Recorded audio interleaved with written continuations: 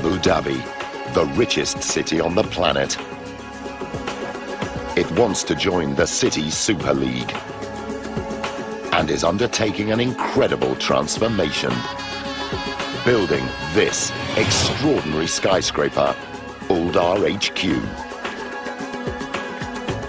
Nothing like it has ever been attempted. It'll be a race against the clock. Will this megastructure push even Abu Dhabi to the limit?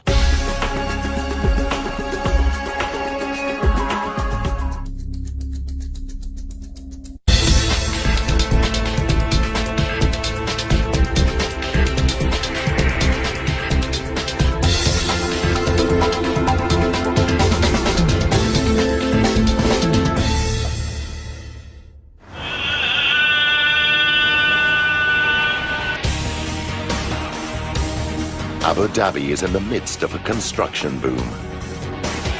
It's the largest of 7 sheikdoms known as the United Arab Emirates. Its capital, also called Abu Dhabi, is the richest city on earth. Its ruler, Sheikh Khalifa, has a cool $875 billion in the bank and an audacious spending strategy to match. He wants to transform the skyline and compete with the international elite of London, New York, and Hong Kong. But this is not the first time the Emirate has stood at the crossroads. Just decades ago, Abu Dhabi was a desert backwater, until the discovery of oil in 1958 brought unimaginable riches to its ruler, Sheikh Zayed. As the petrodollars flowed in, he converted the shell houses into high-rise, and the traditional way of life was swept away. Today, Abu Dhabi is a thriving metropolis, sitting atop the world's 5th largest oil reserve. But black gold alone cannot put this city in the Super League. To do that, Sheikh Khalifa must lure big business and tourist dollars. Abu Dhabi must expand to thrive.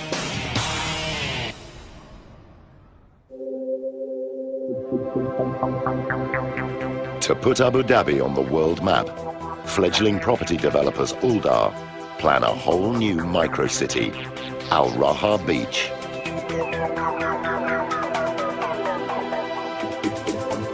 It's an ambitious proposal. At 11 kilometers long and almost a kilometer wide, this city on the sea will be the biggest project ever attempted in Abu Dhabi's history. Mohammed Al Mubarak is in charge of delivering this audacious development.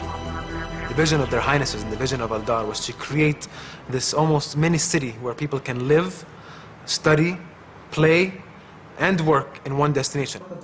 Al Mubarak must attract investors if Al Raha Beach is to succeed.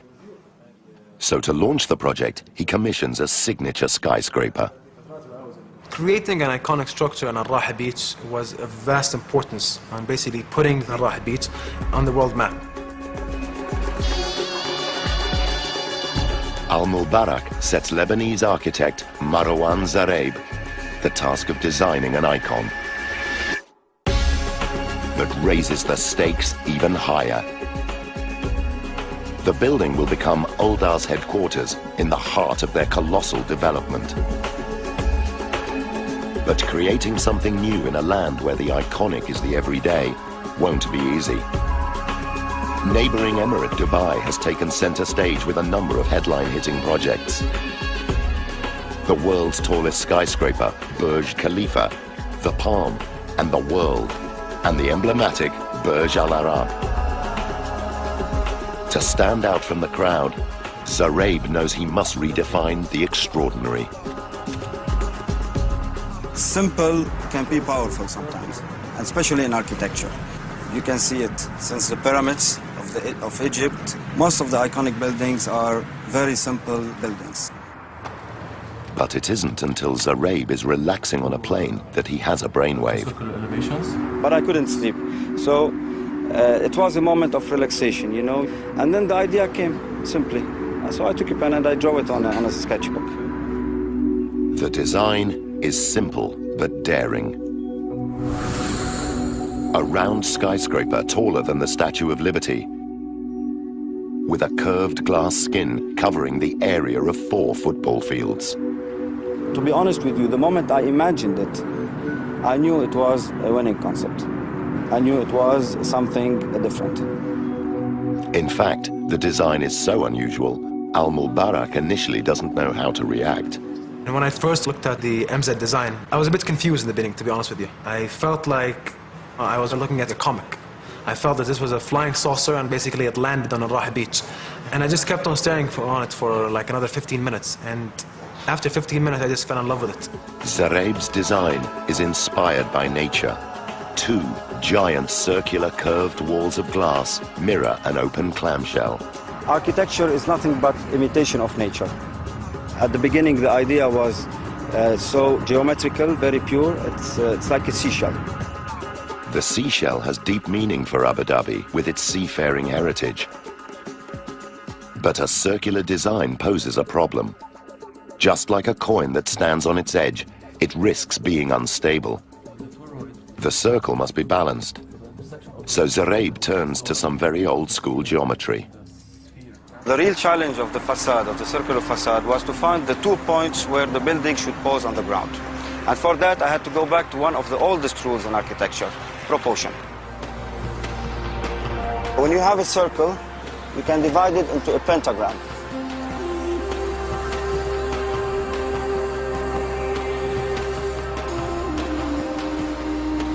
And that pentagram, in fact, is a representation of the cosmic body of the human being.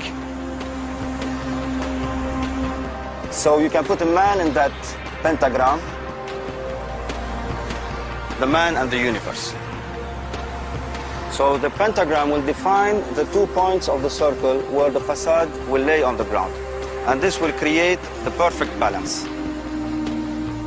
It was the same thinking that led 16th century philosopher Heinrich Agrippa to draw man as a pentagram inside a circle, and has helped architects to proportion buildings for centuries. But it's not the skyscraper itself that poses the first major challenge. It's the proposed site. They wanted to show me the site, but all you can see was the sea, nothing but the waters.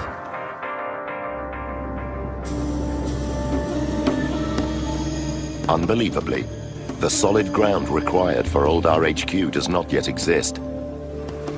The desired location is 700 meters out in the Persian Gulf and 8 meters underwater. New land must be created. Over 3 million cubic meters of sand must be found. Surely a simple task with Abu Dhabi's endless desert dunes. But desert sands are too fine to build with. The land would just slide into the sea. Marine sand is needed. Its larger grains help it stick together, creating the perfect base to build on. Dredging sand from the seabed is one solution, but fortunately, the last sheikh has already done the job for them. Whilst cutting a shipping channel in the late 1970s, Sheikh Zayed created an island of discarded sand. Luckily for the engineers, it's just across the water, so they decide to move all 20 million cubic meters of it. A fleet of cutter dredgers eat their way into the island.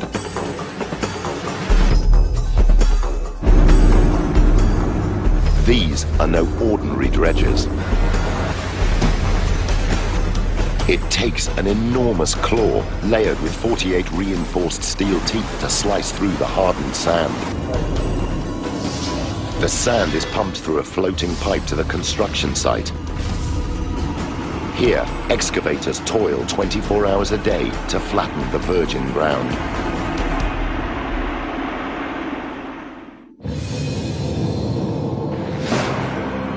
After 8 months, the land for Old RHQ is fully formed, and with this, the first major problem overcome. Now, engineers must somehow turn Marwan Zaraib's radical design into an engineering blueprint. The building is bellied. But it soon dawns on the engineering team that time isn't on their side. We mapped out the program and it was, I realized that basically from this blank sheet of paper we would have to start piling within 2 months, which is absolutely unprecedented for a building, well, for any building, but certainly a building which is of a unique geometry. Uldar want their skyscraper completed by an astonishing deadline. In just 30 months' time, the eyes of the world will be on Abu Dhabi when it hosts its first Formula One Grand Prix.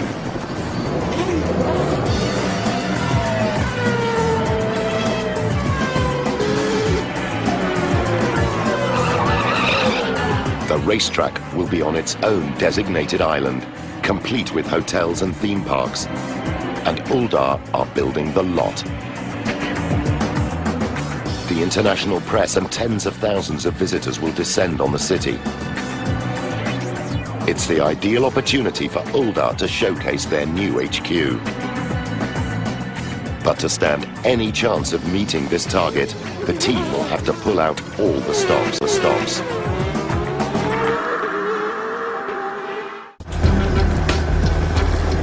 Just 1 month after design has started on Abu Dhabi's round skyscraper, the construction team arrive on site to begin foundation works. For construction manager Miles O'Sullivan, the schedule is a shock.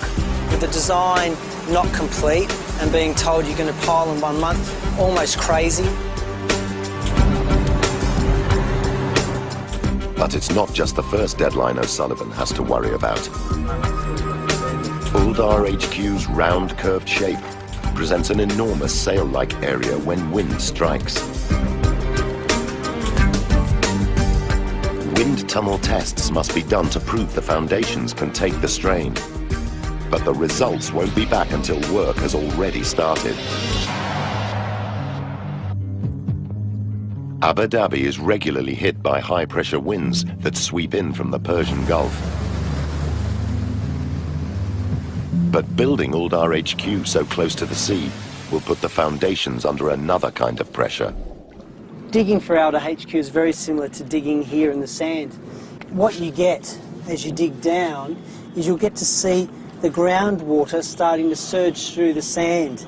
And in fact, it's that groundwater that we see start coming through the sand here that's creating the pressure and obviously creating the issues for us when we do the construction.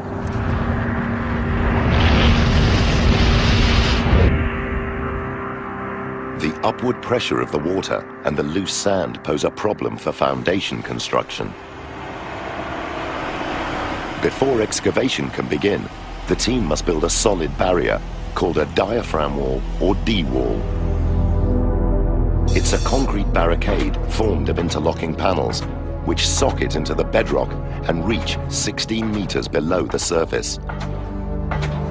The D-wall holds back the loose sand and the surging seawater, ensuring the ground inside the barrier can be removed.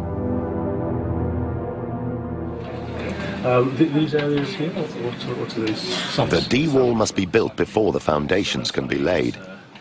But with the blueprint above ground or work in progress, the team can only hope that over-engineering the foundations will make them strong enough. The design calls for about 400 concrete piles that work in 2 ways. Half of the piles rely on friction with the ground to secure the structure to the rock and sand below, whilst the remaining piles drive deeper into the rock to dissipate the building's immense loads into the ground. On site, D-wall construction begins. It's the same process ongoing at this Abu Dhabi construction site.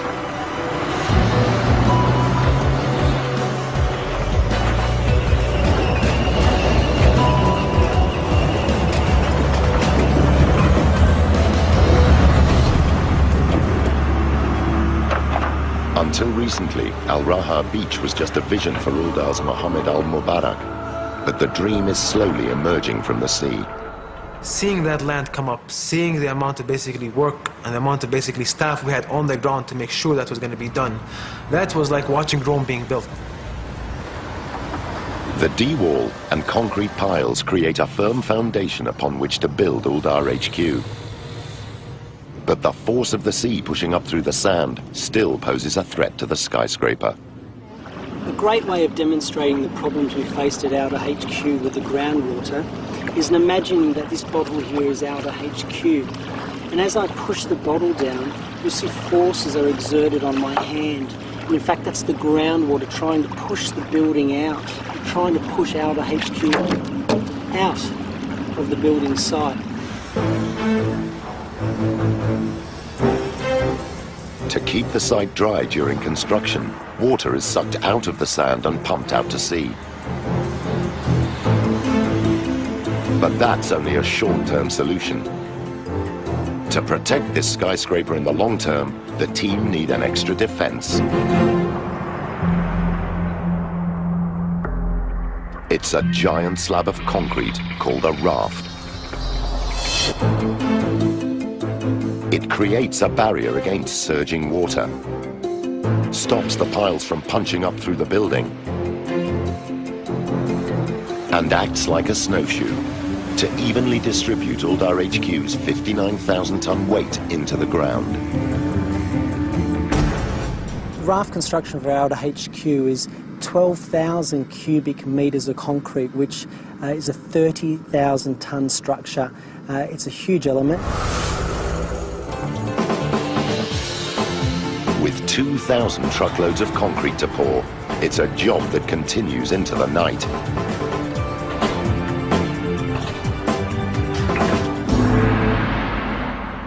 But engineers are just getting to grips with the severe forces that will affect the piles.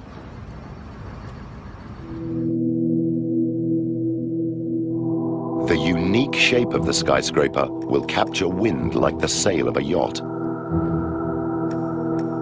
There are no guarantees the foundations will be strong enough to cope with the loads. The advanced construction works had to commence so quickly that we didn't have time to do the wind tunnel test. It was important that we did one, primarily because this is a unique shaped building. Gibbons calls upon wind engineer Roy Denoon in Colorado, USA. He puts a scale model of the HQ through its paces in his high-tech wind tunnel. Right at the start, Craig Gibbons actually called me and said, "We've got something really unusual coming up. Can you take a look at it and give us your first best guess of what the wind loads might be? Give us some guidance on how to get to some loads for the foundations, because this is running on such a fast-track schedule." Knowing that Gibbons is already building the foundations, Denoon wastes no time in firing up the fans.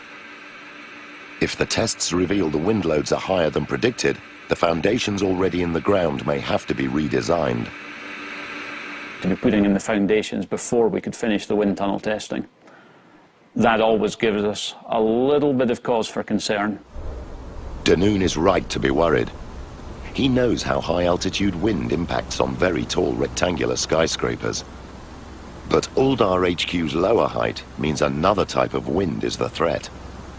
When we look at the really extreme wind speeds in the Middle East and in this region, we find that the highest, what we call gust wind speeds, the short events, are caused by thunderstorms. Abu Dhabi may appear sun-soaked, but during the spring, the intense sun heats the moist air, causing spectacular thunderstorms. Wind speeds can escalate up to 137 kilometers per hour. The key issue with thunderstorms in this region is that they give the absolute highest gust wind speeds. Now, for the very, very tall buildings, that's not too critical because they occur down low. For Uldar HQ, they were really critical. Thunderstorm winds are strongest between 50 and 150 meters above ground. Uldar HQ is right in the danger zone. In advance of getting the wind tunnel test, we'd speak a lot with the wind tunnel engineer, Roy Denoon. And Roy would wind me up about the kind of loads he was getting, etc. And knowing that the piles were going in as we spoke. Wind hitting Uldar HQ's sail-shaped facade puts the building's narrow base under pressure. The wind wants to twist the structure. The foundations must be strong enough to resist these forces. A little bit more smoke there, Doug. And if you could just crank the speed up in the tunnel just a touch. A little bit more. Denoon analyzes the wind tunnel data.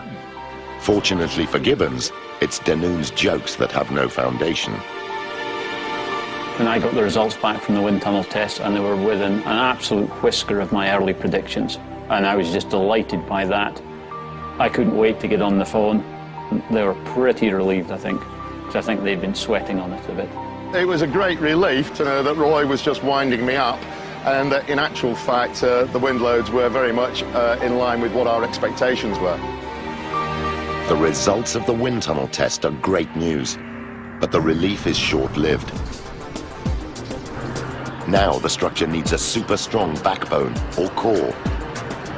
But again, conventional building won't fly with this design. For Alder HQ, one core wasn't enough. We needed 2 cores, in fact, to take all the loads down into the structure. Uldar HQ needs 2 concrete cores for extra stability. The twin spines rise a full 125 meters from the concrete slab to level 23. Reinforced with 6,500 tons of steel, these cores will transfer the loads into the piles. But to channel these forces safely, the concrete must be cast without any flaws. They need a way to build the cores as 2 single pieces of concrete. The answer? To slip form. It's a clever way to build big concrete towers. Liquid concrete is poured into a giant mold, which forms the shape of the structure. The mold slowly climbs up the core as it's cast, forming a single concrete tower without any joins.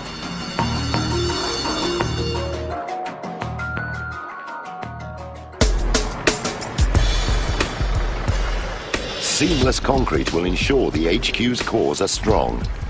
But these 125-meter backbones must be built in only 6 months. It's the same process ongoing at this Dubai construction site, led by the Uldar HQ team. We are calculating how much per hour we need to climb, and then how much concrete we need to place in every hour. Slip form is fast, but on this schedule it's not fast enough. O'Sullivan has a trick up his sleeve to speed up construction. We set a challenge to both cores, who could get up there first. More. The teams battle to reach each level before the other. The cores grow meter by meter under a constant cycle. The concrete is released and poured around the steel reinforcement. Hydraulics anchored to the structure raise the mold or shutter so that the next layer of concrete can be poured. Manpower is a key focus because slip forms are very labour intensive. You need to make sure that the guys are on deck, they're there at the right time, they're doing the right works. 4 months into core construction, the 2 teams are neck and neck in the race to the top. Core 1's team leader keeps a close eye on Core 2's height. It's been my benchmark, so if I'm doing better, I'll be ahead of them. So a lot of pressures are there. My boss is telling me, do this, go up, go up, go up. But it's good, the pressure is good. Core 2's leader also feels the strain. I'm working 24 hours today. I try to finish more earlier than the other core. Every month, the builders pour enough concrete to fill 1.5 Olympic swimming pools. But the teams aren't home and dry yet. There's still a challenge to finishing. Cores are renowned for going up quickly and sometimes having problems, so there's a lot of coordination effort that goes in to make sure that they do go up on time. We had structural steel elements to cast in. We had crane connections to get right. After just 6 months, the 2 cores are approaching the top. Core 2 is only a meter or so behind, but Core 1 push ahead to victory. Core 1 won the race. It's really good to know that we're on top. For O'Sullivan, the contest to build the cores in record time has paid off. A lot of planning goes into the cores. To see it come off, a fantastic feeling. But it's only a stepping stone, the core construction. There's a lot more to go on. The team have so far overcome the obstacles to bring Uldar HQ to life. But now they must face their most complex challenge to date. 1 year in, and Abu Dhabi's radical skyscraper is beginning to take shape. But with only 19 months to the deadline, the engineers must crack how to build Uldar HQ's vast external shell.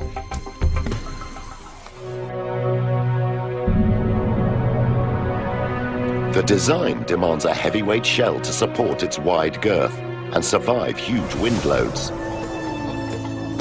But the architect stipulates open office space, floor-to-ceiling windows, and panoramic views of the Persian Gulf. In the United Arab Emirates, the shells of rectangular skyscrapers are built with concrete.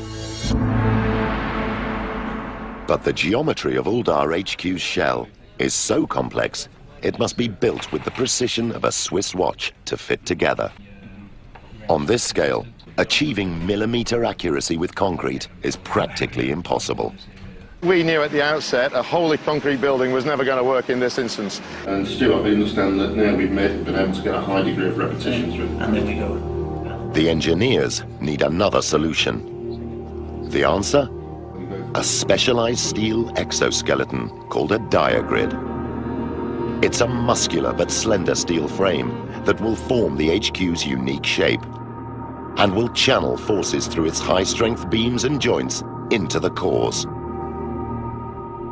Steel is very strong as a single element, but meshing them all together gives us this added strength and also allows us to make these rather unusual shapes. The very first sketch of the B&U, however, is the impact on the floor structure. So we could have 3 teams of guys working.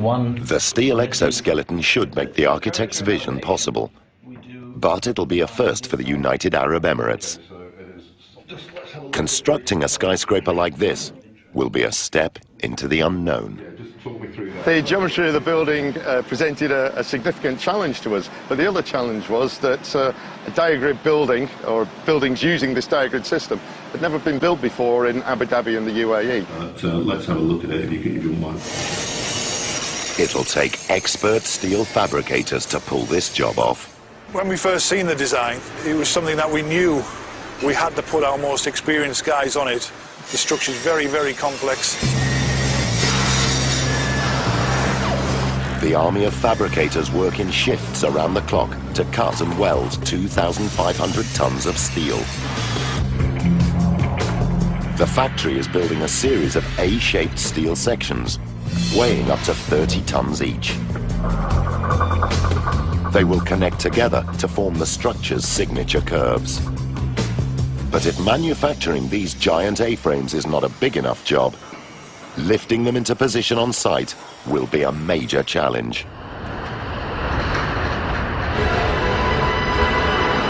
Great to see the steel arrive for the main diagrids, the main columns to the structure. Huge sections. The thought of actually starting the steelwork some 18 months after we started the job, fantastic. But excitement of the first A-frame delivery is soon replaced with trepidation. Lifting these monsters will be a precision job, and tensions run high. When we rigged the first A-frame up, you've got to put all the chains on it. It would take maybe an hour to rig it up, and everybody's then thinking, I hope this is going to work. Everyone is on tender hooks. Now is the moment of truth. The A-frame is lifted off the ground. There was a big ah from the crowd when it went in. The first exoskeleton section is finally bolted to the base plate.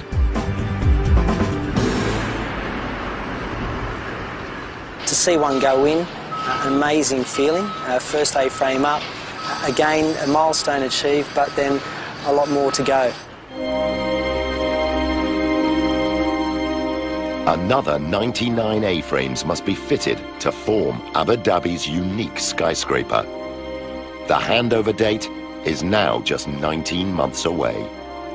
So the team must now focus on the HQ's interior. The structure needs an alarming number of restrooms, 85 in total. This is no weekend DIY job. It'd take an army of plumbers and time the schedule cannot spare. So to fast-track the task, the team innovate again. with prefabricated washroom modules or pods. A pod is a factory-made restroom, complete with lavatories, basins and mirrors, ready to plug into the building. The team plan to lift these 12-ton pods by crane and lower them into the cores like a giant game of Tetris. Construction is a finely tuned sequence. The pods have to be in before the exoskeleton blocks access to the cores.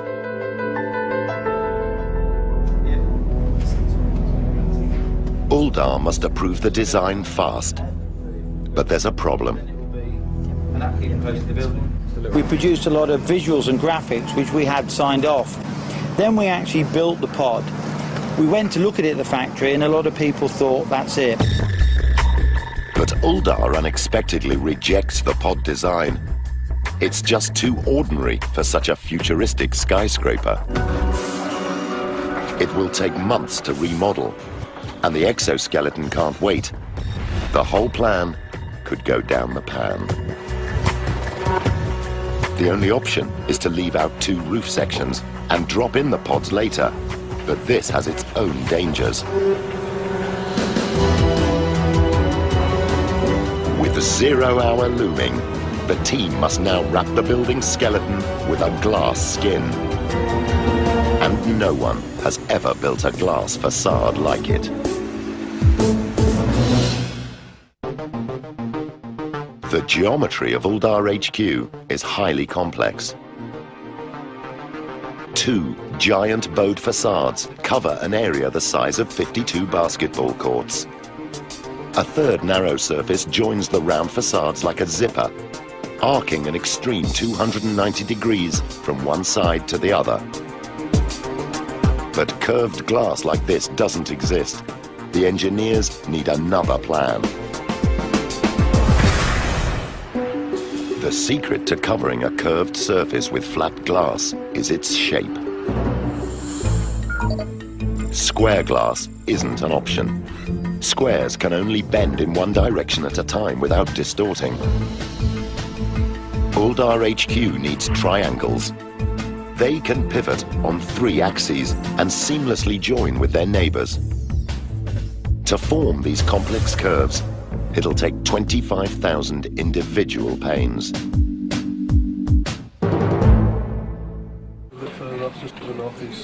But before glass production can begin, the team must know what wind pressures it will face. It's back to wind engineer Roy Danoon, who must test the design in his wind tunnel. When we first saw the design, we knew there was some potential for some quite high glass design pressures. If you under-design a pane of glass, then it will be sucked out the building. The large facades are most likely to cause trouble. The biggest loads on the overall building are the winds coming flat into the wide face, so it's capturing it almost like a sail. The wind comes into the centre and spreads out around the building, and where it separates and splits away from the building around the edges, that's where we see the largest pressures. The pressure is like a big SUV hanging off the outside of each panel. But that's not all Danoon's test reveals. The circular shape of Uldar HQ creates another problem. When we initially saw the design, the sharp edges threw up the warning flag that said, look, we can get some pretty large pressures here. Where the wind hits the edge of the narrow strip of glass, it spirals in on itself, creating a vortex. You see this recirculation of the flow. It separates away and you get this little bubble on the surface where the wind isn't hitting, and then it comes back in to meet the surface again. That's typically an indication that that's where your highest design loads are occurring for your glass. And that's a very, very strong suction force is what that little bubble means. To stop wind sucking glass out of the HQ, each pane must be beefed up with thicker glass and a stronger frame. But that does nothing to limit the scale of the job ahead: installation.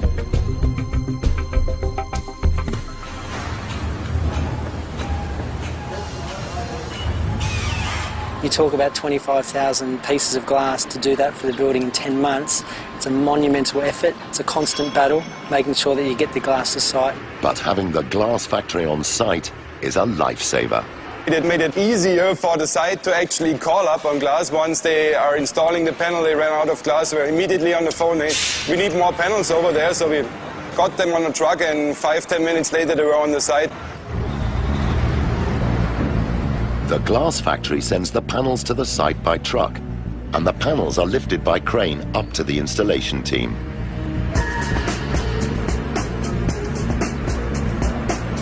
The constant pressure was the program.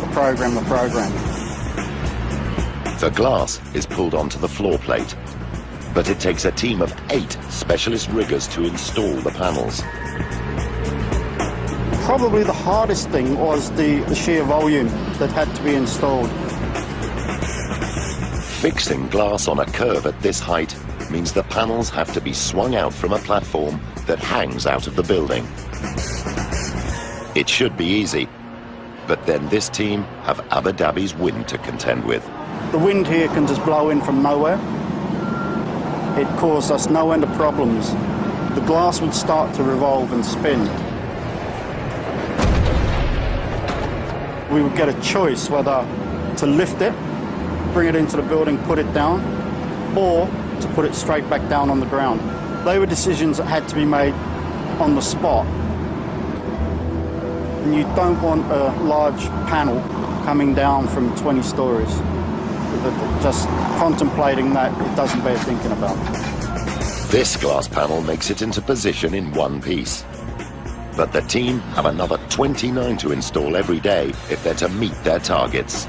We got it up to 30, 32 on average, and I think the best day was over 40.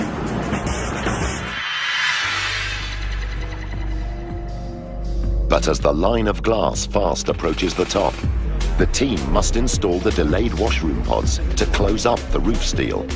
Yeah, so if they did... You get to 15 metres, 15 metres in one day, so you're 120 metres. The new design is finally approved, and after 10 months, the 12-ton modules start to turn up on site.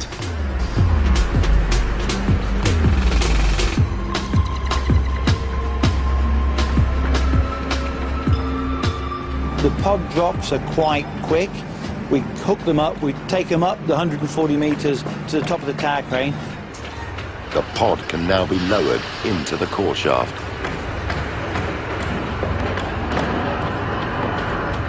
It's a tight fit with just 75 millimeters of clearance.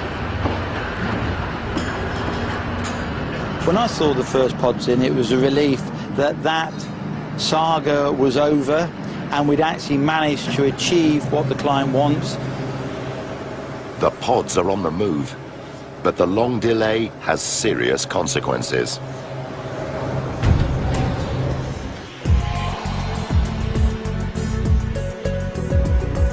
Finishing the exoskeleton should be a straightforward task, but the incomplete steel roof has sagged out of shape.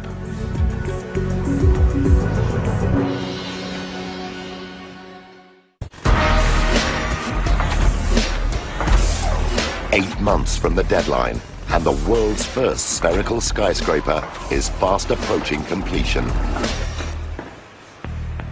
But with the end in sight, construction hits a serious snag.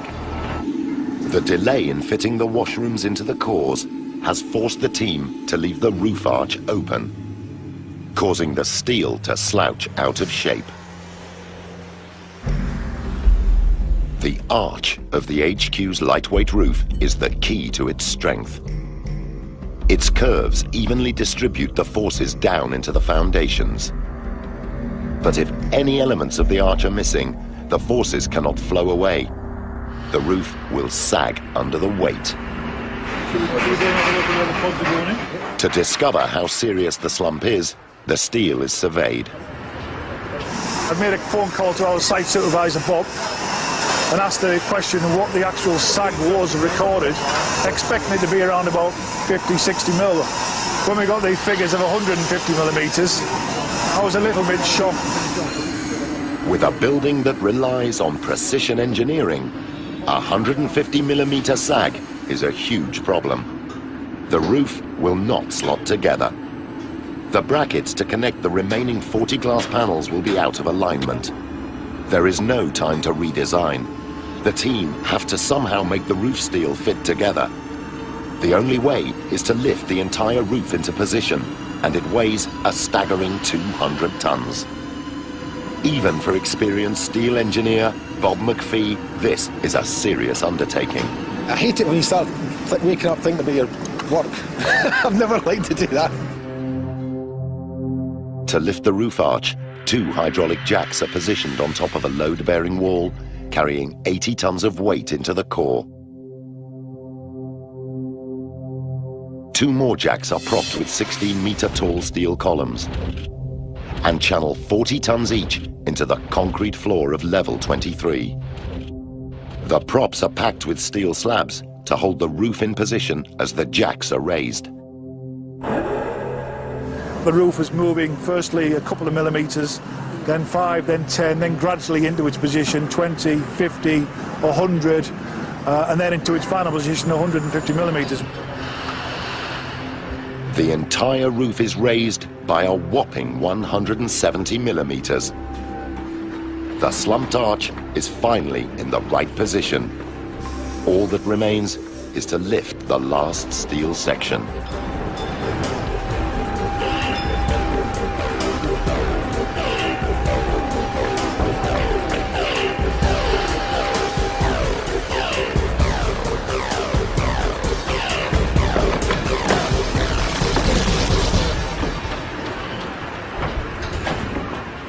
It's a tight fit. With a millimeter to spare, the roof is finally complete.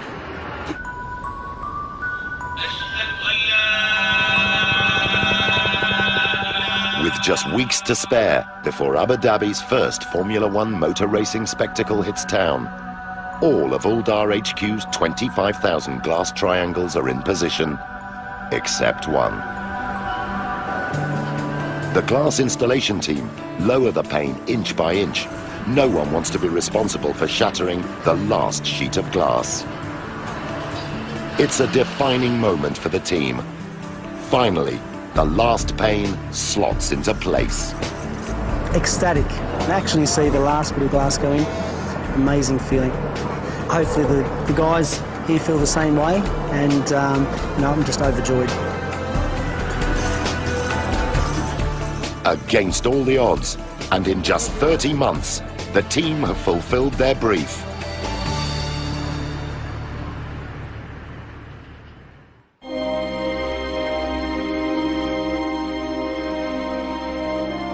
An engineering triumph. This is Uldar HQ. This spherical skyscraper, a world first, rises 125 meters above the Abu Dhabi sands.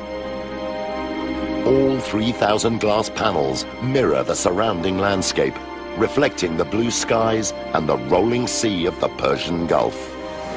Amazing structure. You don't see any circles in the world being constructed, so to be part of that was fantastic. Mindful of all the issues and challenges and highs and lows in between adds to that feeling of triumph. Mohammed Al-Mubarak fell in love with an extraordinary idea. But will the building match his high expectations? It's really a work of art. It's a stunning building. To me, it feels like it should be in a museum. The space is unbelievable. It's a really colossal building. When you come up front to it, it's even bigger than you even imagined. And for it to come from paper to that, it's great. Already an icon on the Abu Dhabi skyline, Uldar HQ should lay solid foundations for the future of Al Raha Beach. Architect Marwan Zareeb is delighted to see his concept sketch come to life. The building is more beautiful than the original idea because it's real now. It's no longer a simple concept. It's became reality. Uldar HQ is a structure that rivals not just Dubai's iconic buildings, but can stand proud on the international stage. The HQ building has really put Abu Dhabi on the world map. If you ask me today, we're not yet into the world of Singapore or New York or Paris or London. Will we get there? I absolutely believe so we will.